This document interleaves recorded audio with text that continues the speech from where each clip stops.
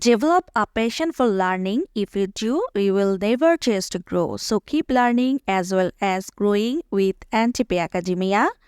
আসসালামু আলাইকুম, সবাইকে স্বাগত জানাচ্ছি এনটিপি একাডেমিয়া দ্বারা আয়োজিত আজকের এই ভিডিওতে। আমাদের আজকের আলোচ্য বিষয়টি হলো how to configure round robin in Windows server 2022।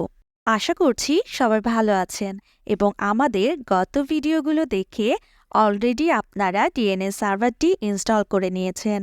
এখনও যারা ডিএনএস ইনস্টল করেননি তারা আমাদের পূর্ববর্তী ভিডিওটি দেখে নিতে পারেন। আজকের ভিডিওটি শুরু করার আগে চলুন তাহলে আমরা কিছু বিষয় জেনে নিই। রাউন্ড রবিন বলতে কি বোঝায়?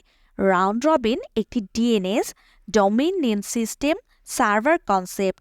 এটি একটি লোড ব্যালেন্সিং পদ্ধতি যা একটি একক ডোমেইন নামের জন্য একাধিক আইপি ঠিকানা ব্যবহার করে। ক্লায়েন্ট রিকোয়েস্টগুলো প্রতি সার্ভারে পৌঁছানো হয়। যেহেতু একটি ডিএনএস রেকর্ডে একাধিক আইপি ঠিকানা থাকতে পারে এবং ক্লায়েন্ট একবার প্রতি রিকোয়েস্ট সার্ভার লিস্ট দেখে আসতে পারে। রাউন্ড রবিন কিভাবে কাজ করে? একটি ডিএনএস সার্ভার যেখানে রাউন্ড রবিন এনেবলড থাকে সেখানে একাধিক ভিন্ন রেকর্ডও থাকে। প্রতিটির একই ডোমেইন নাম কিন্তু একটি ভিন্ন আইপি ঠিকানা থাকে। প্রতিবার ডিএনএস সার্ভারকে কোয়েরি করা হলে এটি একটি লুপের মতো কাজ করে। যে আইপি অ্যাড্রেসটি রিসেন্টলি রেসপন্স জানিয়েছে সেই আইপি অ্যাড্রেসটি পাঠায়।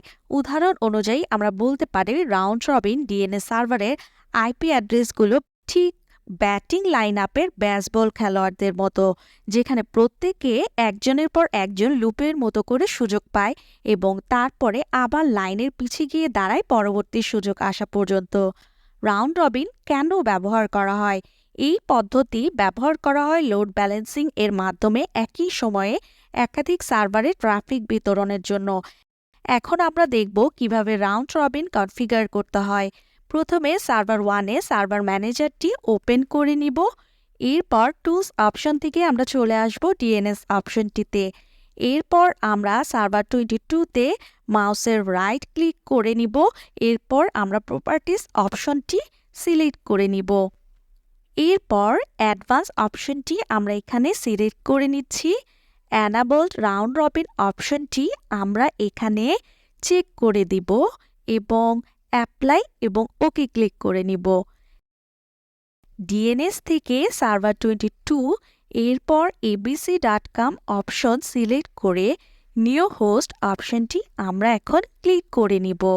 নিউ হোস্ট এই অপশনটিতে নেম NTP01 এবং আইপি অ্যাড্রেস আমরা টাইপ করে নিব।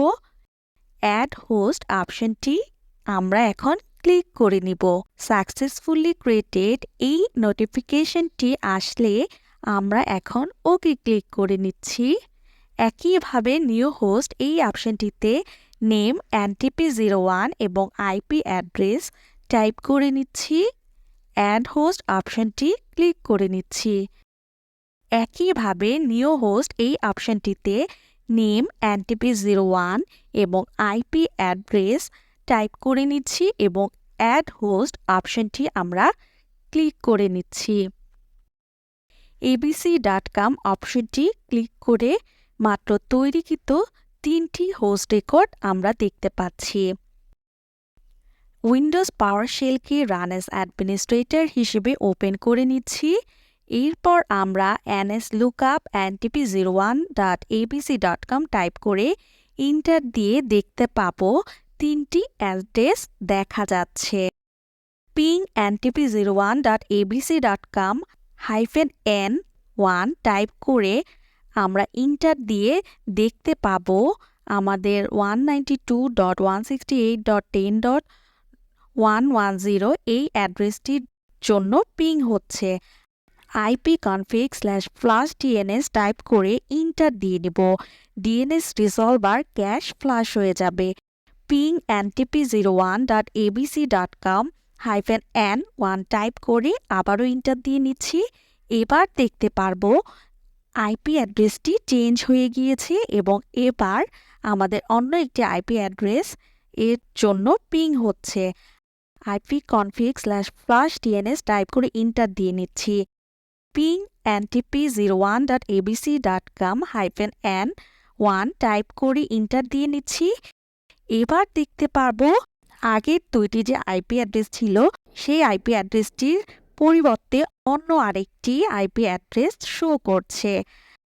সুতরাং আজকের ভিডিওতে আমরা জানতে পারলাম রাউন্ড রবিন কি, রাউন্ড রবিন কিভাবে কাজ করে, রাউন্ড রবিন কেন করা হয়, রাউন্ড রবিন কনফিগার করা, উইন্ডোজ পাওয়ারশেলের মাধ্যমে কনফিগারকৃত রাউন্ড রবিন যাচাই করে দেখে নেওয়া।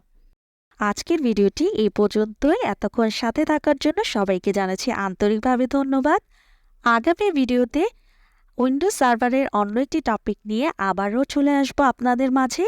সেই পর্যন্ত সবাই ভালো থাকুন, লাইক, কমেন্ট এবং শেয়ার দিয়ে সবসময় এনটিপি একাডেমিয়ার সাথে থাকুন। আল্লাহ হাফেজ।